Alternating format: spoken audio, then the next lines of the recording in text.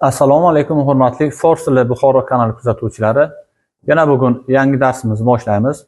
Ushbu darsimizda Shayx Sa'di Sheroziyning darveshlar haqidagi bir hikoyalarni o'qiymiz.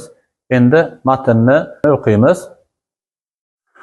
آورده‌اند که فقیهی دختری داشت به غایت زشت، به جای زنان رسیده و با وجود جهاز و نعمت کثیر در مناکحت او رغبت نمی نمود. زشت باشد دبیغی و دیبا که بود بر عروس نازیبا.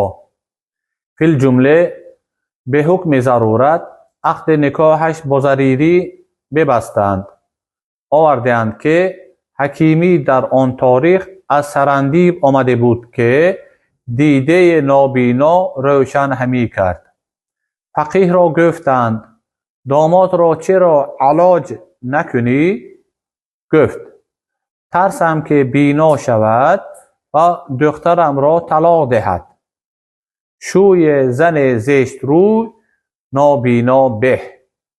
Endi marhamat qilib ushbu rivoyatning o'zbekcha tarjimasini ko'rib chiqamiz.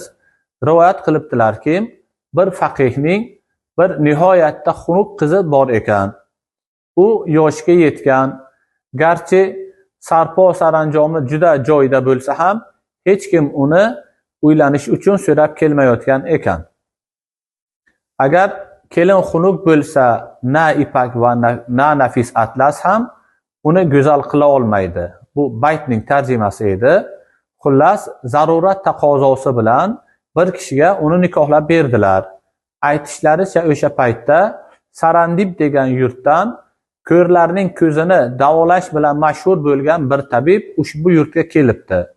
Va kishilar faqihga nega kuyovingning ko'zini davolatmaysan deb so'rashganda, faqih ko'zi ochilib qolsa qizimni taloq beradi deb qo'rqaman debdi. Zero xunuk ayolning eri ko'zi ojiz bo'lgan afzalroqdir deyilgan. Demak, qissadan hissani o'z ixtiyorlaringizga qoldiramiz. Yaxshilab o'ylab, pastdagi izohlarda o'z fikrlaringizni qoldirasizlar degan umiddamiz. Doimo salomat bo'linglar. Xayr.